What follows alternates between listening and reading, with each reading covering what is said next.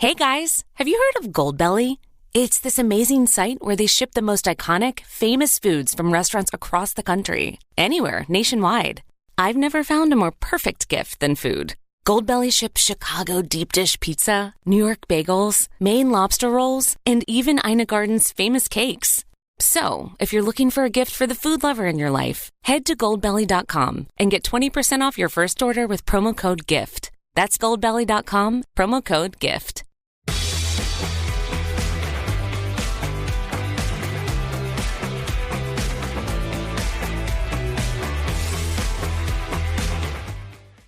Hi, Paul. Nice to meet you. Thank you for Hi, Destiny. talking with me.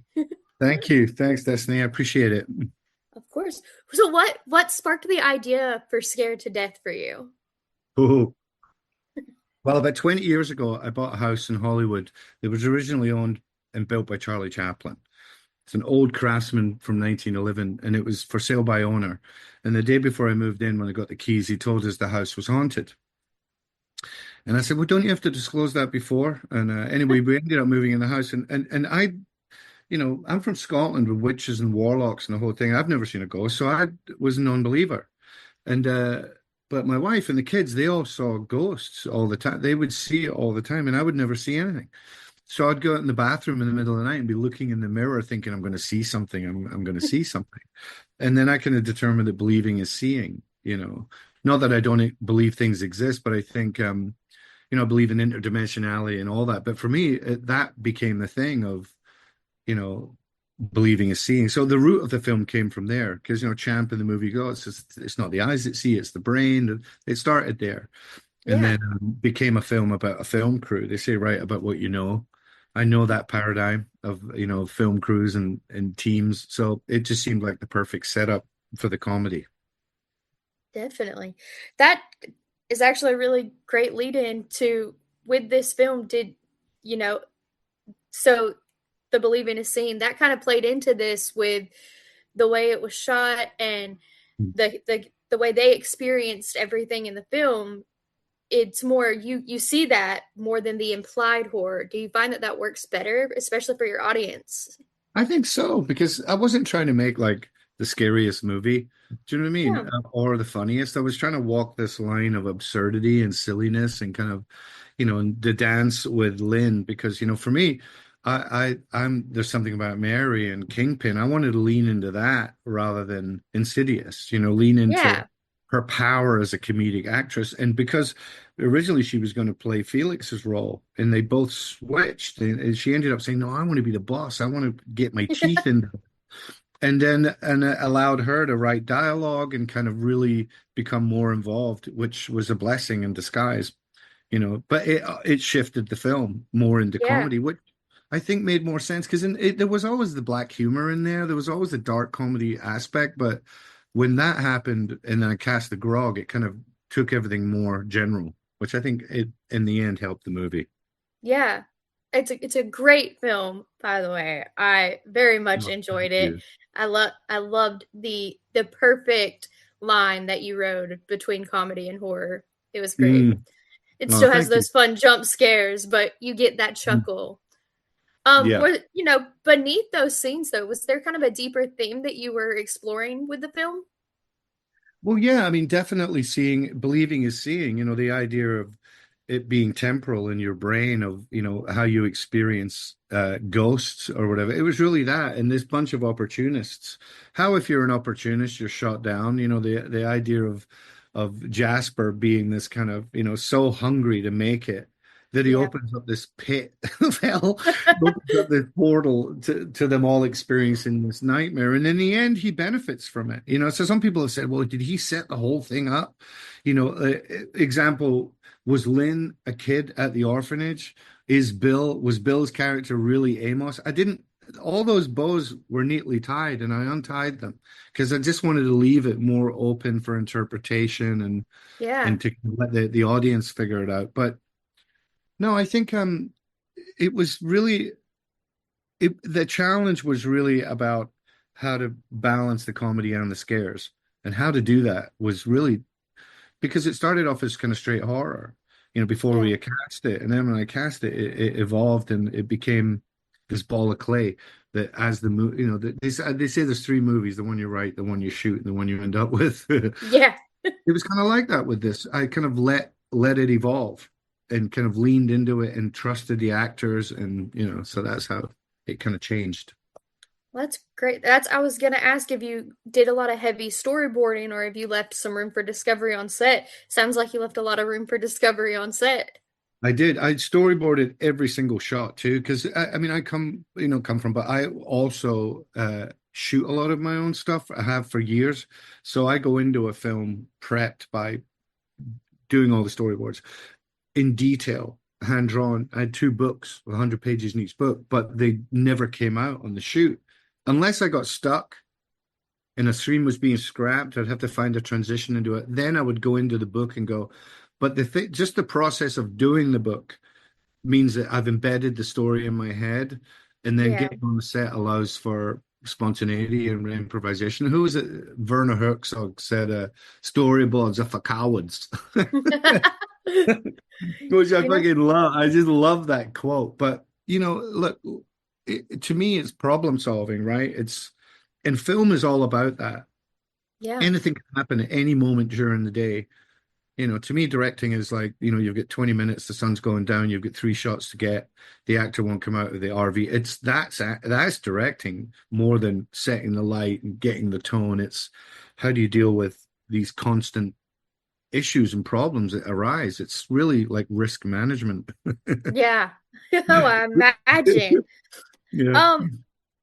For your actors, like everything felt very authentic in this film. How do you help direct them through those like intense scenes without, to feel authentic without overplaying it? Right. Well, I think you have to let the actors do what they do and then pull it back or push it further. And I found on this that because we did rehearsals a little bit, and I had extensive conversations with the actors and did a read through and all that, so they all kind of knew where to go. But also, I think with experienced actors, they don't really need much if they know the character. They don't really need much guidance. If you've had that much experience and you agree on the character, you've got to let the actors run with it.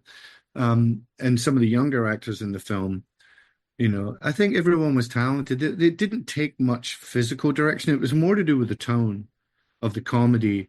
Okay, that was too much. Let's pull it back a little, be a little more, it was more the nuance than give it to me like this. It was more the looks in people's faces. And because that is something I understand is the paradigm of a group of filmmakers, write about what you know. I know that. I know those personalities. So that was easy to write. And also because everyone involved in the film was in the film business too, they also knew the role of the PA, the role of the lead actress. They knew the dynamic. It was pretty clearly set. And then you let the actors do what they do rather than tell them what to do. Yeah. Do you know what I mean? Yeah. Empower them to kind of take the character where they want to take it. Most definitely. Yeah. Was there anything that, your cast kind of brought to these roles that may have kind of surprised you even about the character? Yeah. I mean, obviously they all do that, right? Because you have an idea in your head on the page of what you think it's going to be, and then they bring it to life. So they all brought so much to it. Jasper, he's the kind of the newest actor in the bunch. He just was that kid. Do you know what I mean? That's the other thing. You can talk about typecasting. It's true. I mean, you find for me as a director, writer, I want to find the actor or the personality that most fits my character rather than go, well, I need a guy that looks like this. I want someone that represents the soul of the character. And that's the thing, as you get into bigger movies and bigger actors, you're taking names and trying to make them fit a character. Whereas with the young actors, no one really knows them that much. So they can just go wild with it and lean into it as much as they can still kind of be anybody. They can be anybody. And that, I mean, that's the thing for me. A lot of times I work with actors who are non-actors. I don't think you have to be a qualified actor to act. If you look at Ken Loach, I mean, if you're the person that I see in the story, then you just be who you are. Like, for example, the Grog. Kurt Deimer, who played the Grog, is the Grog. That's not character. That's his clothes. That's him. That's how he is. This lovable. He ended up, financing the movie. He's the executive producer. He it was as much a vehicle for him and trying to, the whole concept of, oh, this reminds me of a movie. He became the heart. He became the heart of the film. He's been Yeah. 200 movies, but he loves the film business, and he's the most naive, but at the same time, the most honest of them all, because he's still kind of enamored by what filmmaking is, which is what I am. I've been doing it my whole life. I still feel that I'm lucky to be doing it, and that you know what I mean. So I Yeah. want some of that in there too. I wanted the naivety of the grog and the opportunism of Jasper to be things that people Definitely. look down upon that actually help them as characters. Definitely. And I feel that reads very well. Like I said, like all of the characters, they all feel so authentic. The moments feel very authentic. And Mhm. that really sells a movie to me. If I feel like I'm watching something and I'm like, Mhm. no, this really happened. That really sells it. You got to believe it. Yeah, yeah. Oh, I really appreciate that. Yeah, and Thank that's you. the dance, right? Because movies are so polarizing. So one person Yeah. can love a movie. I mean, you can have a couple, right, and who love each other to get, and one person hates the film and the other person love. Movies are so polarizing that Yeah. that it's so hard to think, well, I'm going to please everybody. You can't. It's Bob Marley, right? You can please some people sometime. You can't please all of it. I really believe that. So I don't worry too much about that or how people are going. I mean, of course you do because you're making it for an audience, but I'm making it for me. Like, if it doesn't appeal to me, Yeah. then I've missed the mark. And you just kind of hope that other people are going to get it. I mean, Yeah. that's really all you can, right? Because how many amazing movies have you seen that haven't crossed over? Yeah. And then you see Very true. absolute garbage that does cross over. So, I'm just thankful that people are responding positively to it. Oh, I definitely, and I think with this theatrical release, I think it'll get even more recognition. I think it'll be fantastic. Right. As you know, at directing, was there a scene for you that was like more challenging to pull off for this film?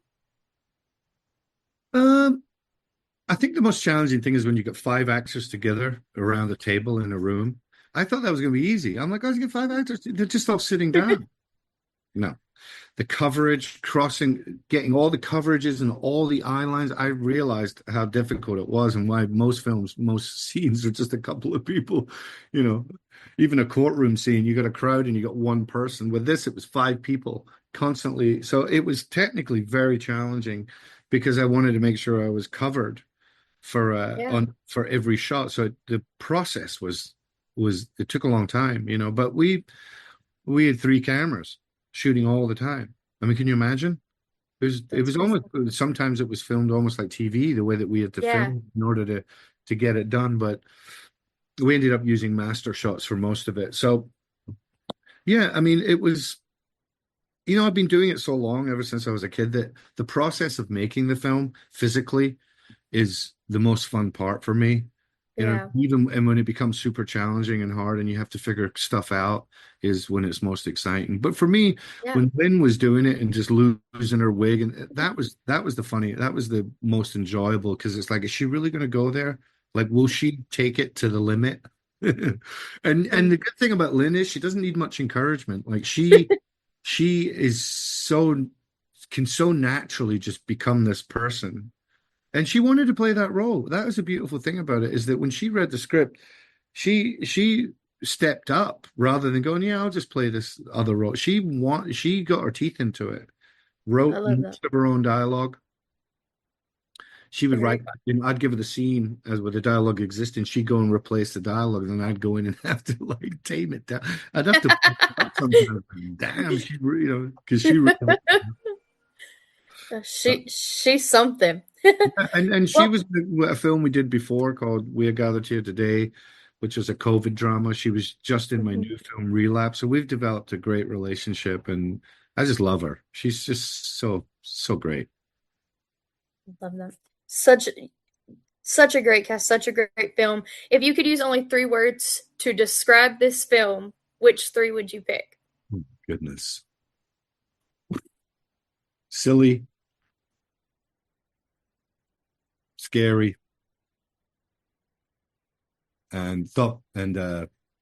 mindful. I love it. Well, Paul, thank you so much.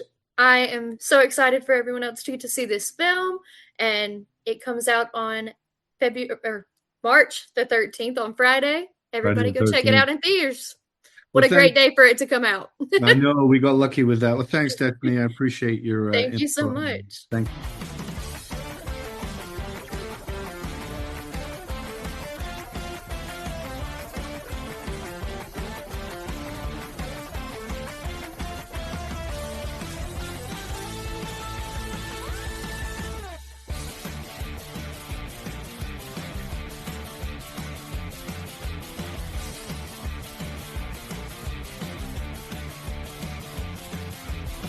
Most people overpay for car insurance, not because they're careless, but because switching feels like too much hassle.